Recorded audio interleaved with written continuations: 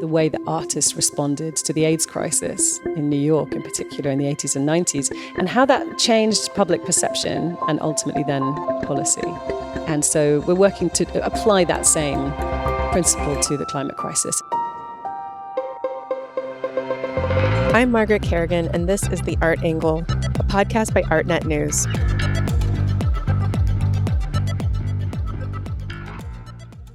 There's no denying that we live in an era of crisis, from geopolitical strife to economic squeezes and widening wealth disparity. Looming behind all of that is the ecological devastation brought on by climate change. All of these challenges have had an impact on the art market and the wider cultural sector writ large. Artists, galleries, museums, and cultural policymakers are all looking for ways to respond to these issues and change the way the art world works to foster a brighter and more sustainable future. Speaking of sustainability, it's perhaps worth noting that in the same time that awareness of the global climate emergency has grown over the last 2 decades, so too has the art market, which has swelled to an annual turnover of $65 billion in revenue. This has been fueled in part by the ever higher prices for art as the global high net worth population has grown, but also a proliferation of galleries, fairs, and events, all of which have contributed to a year-round travel schedule for collectors, curators, dealers, advisors, journalists, and everyone in between. Victoria Siddall is one of the figures at the forefront of a push for change within the industry. After a nearly 20-year career at Frieze, where she helped grow the fair into the global platform it is today, she is now the founding director of Murmur, a charity launched earlier this year that is aimed at helping the art and music industries combat climate change by funding initiatives to decarbonize, empower artists to create major societal change, and financing transformative climate work. She is also the co-founder and trustee of the Gallery Climate Coalition and continues on with Frieze as a non-executive director, while also working with museums and art environmental organizations on strategy, advocacy, and fundraising. There is perhaps no better place to broach the question of the art world's responsibility to climate initiatives than in Venice, a bastion of art, architecture, and culture that is especially vulnerable to rising sea levels. That's where this year's Art for Tomorrow conference took place, at which Siddall spoke about how both museums and the market must take steps to offset their carbon footprint. Additionally, she spoke to us about how the fair landscape has changed over the last 20 years, as have galleries' needs, and whether the growth of the market side of the industry has changed the way we view cultural value in the art world. Victoria, thanks so much for taking time out of your busy schedule to speak with us. Thanks for having me. So, we obviously know you from being involved with Frieze for the better part of 2 decades, and you really helped grow that fair into the platform that it has become today. What would you say are some of the biggest shifts that you've witnessed in the fair landscape and the wider market within the time that you were with Frieze and beyond?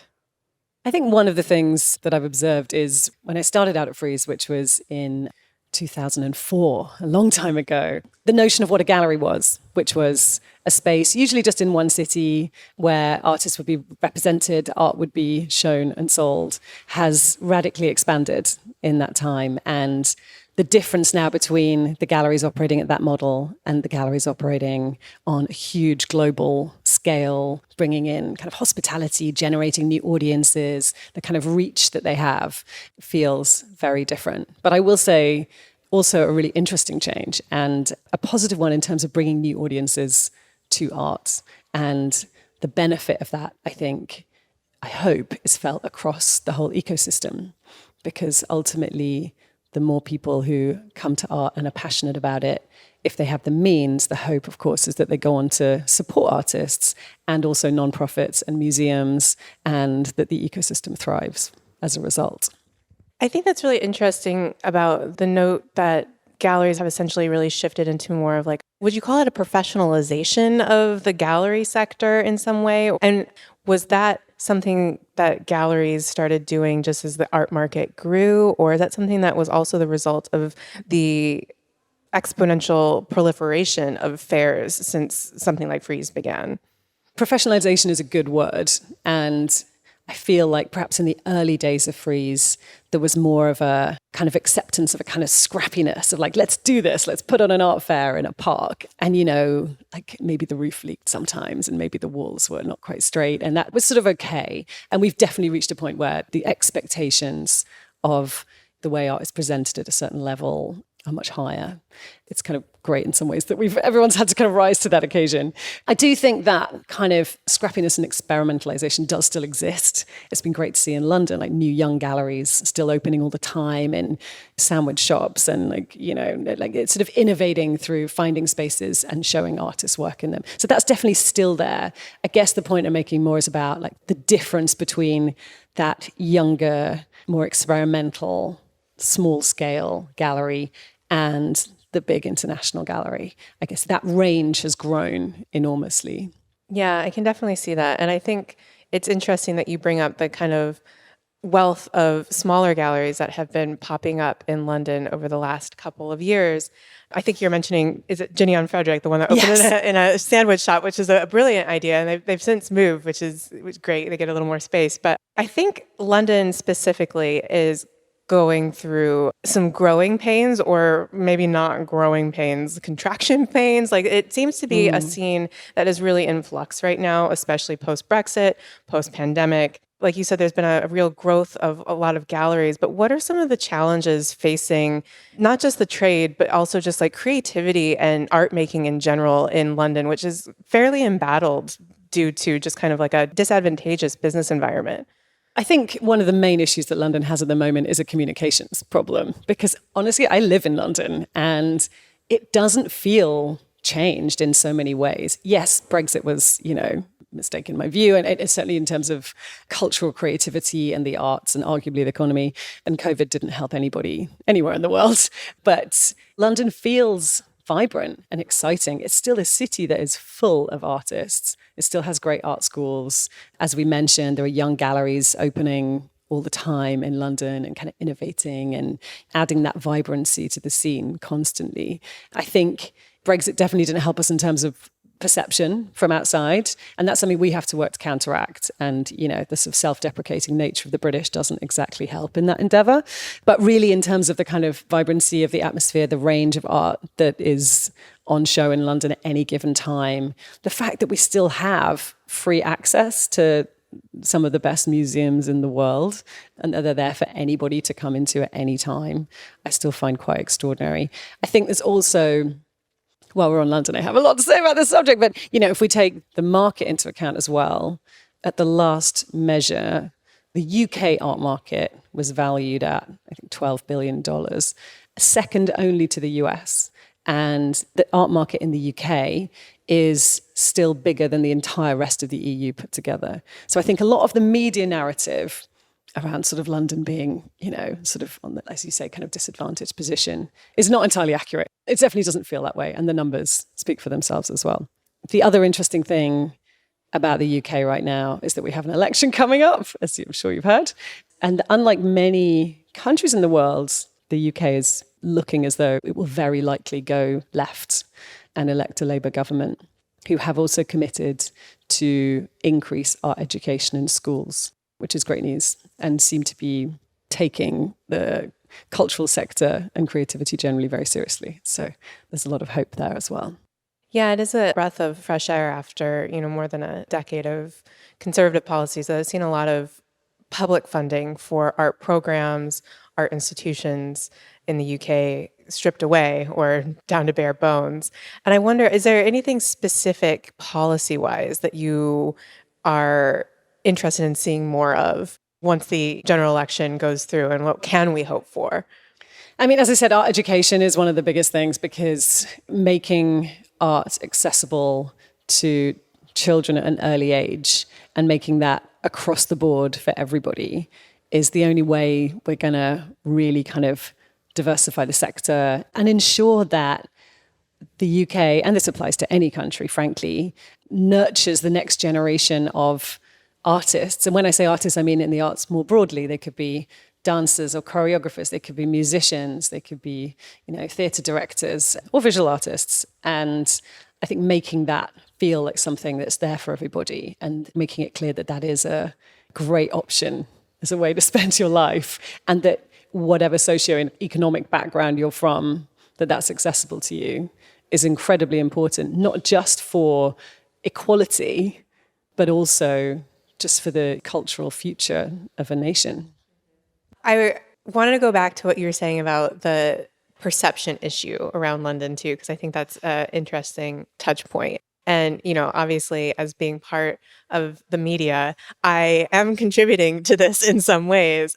But I do think it's interesting to note, like you said, the UK art market still remains incredibly large compared to the EU as a whole. I think the latest Art Basel and UBS report noted that it did slip behind China in 2023, but also China had like a record number of sales after kind of like a backlog of events not going ahead in 2022 due to pandemic restrictions. So all that being said, I think this issue of perception, especially focused on the market itself rather than the broader landscape of what else is going on in London, is a key thing to come back to. Regarding perception, though, I wonder how much in general, not just within the UK, our perception of value has changed based on kind of the growth of the market and how outsized that has become within the conversation around art and what it means to society over the last several years, really since the beginning of this century. And, we're here at the Art for Tomorrow conference in Venice, where you spoke on a panel about the market and its potential effect on visual culture. And I wonder if you could kind of talk me through what your thoughts on that are, and like whether we've reached an inflection point where the monetary value of a work influences opinions on its cultural value rather than the other way around. I think if you asked any artist what their ambition was early in their career, what they care most about, what their legacy could be, I seriously doubt their answer would be selling for millions of dollars in an auction. I suspect it would be having a solo show at Tate or at MoMA. That feels like the pinnacle, really, of artistic achievement in many ways. And I think there's the idea that the market is the kind of arbiter or driving what we regard as good or bad. I personally completely disagree with. I don't see that as in the sort of reality looking at the whole ecosystem and sector. But I do think, back to the media, and no personal criticism intended, of course, I understand why things like auction results make great headlines. If one auction is sort of 20% down on the same auction the last year, that becomes a big story. But in a sense, it's like a tiny, tiny part of the whole art world, the whole art sector, what people are talking about, thinking about, the artworks that are being made. The fact that around the world there are thousands of galleries showing and selling works by artists, not for millions of dollars, but for, much more modest amounts, but they're essentially sustaining those artists' careers and putting on great exhibitions that are free to access. And I think it's rare to see a piece that takes into account that whole ecosystem and how one thing supports another. One of the things I was talking about, for example, on the panel you mentioned, was kind of symbiosis within the industry and how all the different aspects of it support each other, ultimately underpin art and the artist. Could you give us an example of what symbiosis looks like? Well, this is an example on a very kind of micro scale, but I chair the board of Studio Voltaire in London, actually just for one more month, because I've been on the board for 12 years. But it's an extraordinary place, a non-profit and artist studio building. We just celebrated our 30th anniversary this week. And one of the things we were reflecting on was what Studio Voltaire had been able to do for artists. Within that, there was a beautiful example of symbiosis, where you have a big luxury brand, Loewe, who sponsor a studio program at Studio Voltaire that enables artists who do not have the financial means to live and work in London to have a free studio space and bursary and professional support. Now, one of the artists who was given a studio as part of this program in the first round is called Nena Kalu. And she was given this studio, was able to kind of live and work in London thanks to the Loewe Award. And the Tate have just bought one of her works. And I think it's the first time they've bought a work by an artist with a learning disability. And she's also got gallery representation, and actually her show at Arcadia Missa in London is just closing. And I just thought this is a combination of a big luxury brand, a small nonprofit, a world-class museum, and a commercial gallery, all kind of contributing to elevating this artist's career who's a great artist and kind of enabling her to continue doing what she does best. Yeah, I love stories like that. That is a great story. And it was a great show. I was able to pop into it really briefly. And I also wonder, off the back of this kind of, what you said, having a corporate sponsor, there's been a lot of chatter about that in the art world in general over the last, decade or so, as a lot of luxury and other corporate brands get involved. And they may have already been involved in sponsorship in a lot of ways of art institutions and art initiatives. However, they become a lot more visible. Do you think that the concern around the kind of control that a corporate sponsor might exert on creativity and art making is warranted? I think that's really up to the institution that's receiving the funds to ensure that the art is coming first. And obviously, in an ideal world, there's a great art project and somebody sees the brilliance of it and wants to fund it. But I will also say that this is not an easy landscape for museums and nonprofits. I mentioned Studio Voltaire. Public funding makes up 4% of Studio Voltaire's income. So that's 96% that has to be raised. And I know that similarly across the landscape for the bigger museums as well, they have to innovate and collaborate and look at different forms of funding.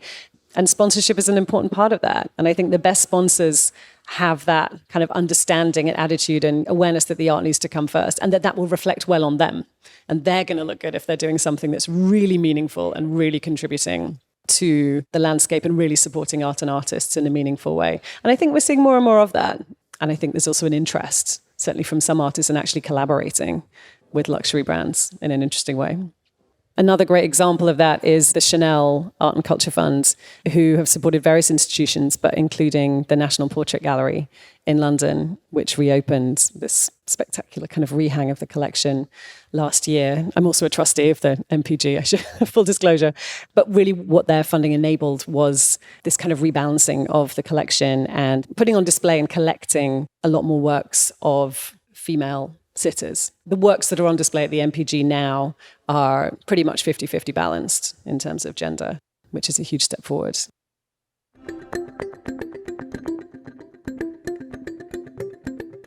We've seen a lot of positive change, I think, in the way that institutions and even the market is reevaluating historically overlooked artists, excluded artists, and beyond that, there's a larger conversation happening now about necessary change that will keep the art world sustainable going forward, which is a huge issue. And I think you specifically can speak to it in a really unique way, especially because you've been involved with so many programs, institutions, and also just a long history with fairs, which have contributed substantially in some ways to, world travel and kind of people hopping around from place to place, country to country over the course of the year, which has a big carbon footprint it left in its wake. So you've recently helped launch a new initiative called Murmur, which kind of is aimed at helping the art and music industries take accountability for the impact that they are having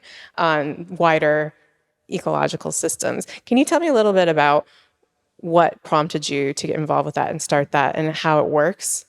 You're right that actually the last few years have seen huge change across the world, generally sort of positive changes in terms of diversity and inclusion, awareness of the climate crisis and action on that. And of course, our sector has to respond to that, and in many cases does, which is great.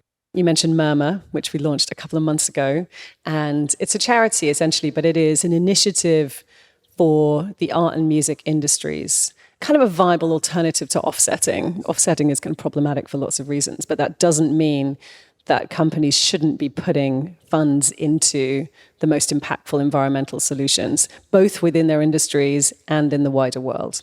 And Murmur is very much set up to allow for that. So we've been speaking to the most progressive kind of art and music businesses and asking them, once they've measured their carbon impact and committed to reduce it, and those two steps are really vital, that they then make an annual financial contribution to Murmur's shared charitable fund. And we have expert advisory boards who are granting that money out, both to industry solutions, and we're convening the art and music industries to find those solutions and then make them happen, also the most effective climate organizations and charities who are really tackling the climate crisis on the front line. And then the third part of this is working with artists and musicians directly to give them the knowledge and the confidence to talk about this and to kind of use their special power to create change across society in terms of behavior, which will ultimately lead to change in policy. And we've seen the power of the arts broadly across history. We've seen the impact of music in the civil rights movement, for example, or the way that artists responded to the AIDS crisis in New York, in particular in the 80s and 90s, and how that changed public perception and ultimately then policy. And so we're working to apply that same principle to the climate crisis and take that special power that our sector has that's really quite unique and use it to create positive change. But in order to do that, in order for art to have that power, as an industry, we need to have our house in order. We need to be doing the work. We need to show we take this seriously. We need to be making positive changes. And actually, I came to this through Gallery Climate Coalition, which was founded by a group of people in London in 2020 and now has over 1,100 members in 40 countries worldwide who have all committed to a 50% reduction in emissions by 2030 in line with the UN Paris Agreement. And that includes major museums all over the world, artists, galleries, big art businesses like Frieze and Basel and Christie's and Sotheby's. And they're all signed up to this industry goal. So our challenge now is to sort of like lead everybody towards it. And it's not easy to change an industry, honestly, but I feel that the will is there. The understanding is there now that we need to do something about this. There are artists who are really passionate about this and willing to get behind it. So it's happening. I have maybe some technical questions around this too, because I think when we talk about the climate crisis and initiatives to address it, not just within the art sector, in all sectors, it's really easy to speak about it on a high level and to feel almost like self-satisfied in some ways. They're like, yes, we're paying attention to it and we're gonna do something. And I wonder what kind of benchmarks are you enforcing, or those that are working with Murmur, how do they have to kind of show their receipts for what they're doing in order to remain a part of it? Is there like a 5-year plan for them, or what does that look like? The benchmark to entry is having done a carbon audit and publicly committed to reducing their emissions. We're not set up to be actually checking every detail and making sure that that's correct. But this is also about a kind of spirit of commitment to this issue and also committing significant financial funds to this issue. So it does tend to be people who are taking this seriously and really willing to get behind it. But the purpose, as I've said, one of the drivers of this is to remove the barriers that are preventing the industry to make these changes and convening these groups of people to discuss those barriers and figure out how to finance the solutions to them. So we've already started bringing together groups of people from the industry, mainly made up of the people who are contributing the funds, which is galleries, art fairs. We've invited someone in from a museum as well to give their perspective. And we've been delving into like, okay, these are the challenges and how could we envisage a world in which we've removed those? And then how can we use these funds to make that happen? So it's also about looking ahead. What do we want the industry to look like in 5 years' time, in 10 years' time, and working our way back from that? Is there specific barriers that keep coming up when you speak to the members that they're all kind of identifying? From the commercial gallery carbon audits that we've seen, air freight, air shipping is a huge contributing factor. And there are alternatives to that. Sea freight is sort of 90% less carbon emissions than air freight. Truck shipping within the US or within Europe is also a good option. I'm not naive. I worked in this sector for many years on an art fair. I know that it's not always possible. So those questions are like, what are the issues there? Is it around insurance? In which case, can we help to solve that problem? Is it around the safety of work? Is it around the time it takes? Is it around artist deadlines? And then how do we bring the artists on board with that? It's trying to figure out how we make these things possible. It's not about telling businesses that they have to change overnight or they have to stop doing things, or the small galleries that they're not allowed to grow to be big galleries. That would not be fair or reasonable. It's really about trying to make this possible for the whole sector in a collaborative way and in a way that everybody can raise up together rather than pointing fingers. Yeah, it sounds like a project management kind of initiative in that way that, like you said, there you're kind of pointing to the ways that just very mundane things get done, and that is where we actually need to be focusing our energy. Totally. It could be around, it's not the biggest contributor to the climate crisis, but single-use packaging in the art world, for example, in terms of wrapping artworks. There are new products on the market that are kind of multi-use. Many galleries are using them anyway. How do we make that the norm? There are lots of interesting aspects in the mix. For example, the temperatures at which museums are asked to maintain the rooms showing artworks. The Getty Conservation Institute has just published a new piece of research into this, showing that those guidelines, and apologies, this is getting really technical, but the guidelines saying the temperatures and humidity levels that artworks need to be kept were actually written in the 1960s in London by a conservator at the National Gallery. So this was the 60s, before we had these concerns about climate, before we knew what we know now. And they were also written in London. So how do you apply those rules to the global south and Asia and the Middle East? Everything needs refreshing, but the only way these changes can happen is through collaboration across the entire industry. And I feel like that's my background in running fairs, dealing with hundreds of galleries, museums in cities all over the world, collectors as well, has, sort of equipped me quite well to be having these sort of industry-wide conversations.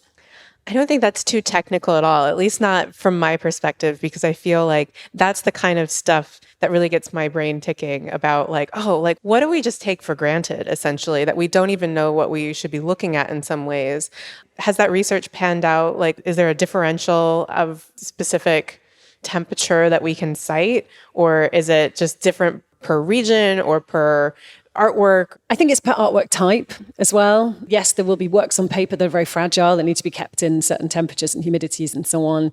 But that doesn't necessarily then apply to sculptures that are made of marble. But for museums, I should say, I've seen museum carbon audits that show that 80% of their emissions are coming from the energy they use to heat and cool their building. So this is very pertinent and could make significant change across the museum sector if everyone can agree that those temperatures can be somewhat relaxed. It also, I mentioned the global south. I think it's unfair to suggest that museums in parts of the world where they cannot meet those standards shouldn't be able to have an exhibition of a certain type of art because of their AC. I'm sure there are conservators who would be shouting at their computer listening to this right now, but it's a conversation and it's an important one to have. But as I said, something like that can only change if it's a joined up conversation across all parties.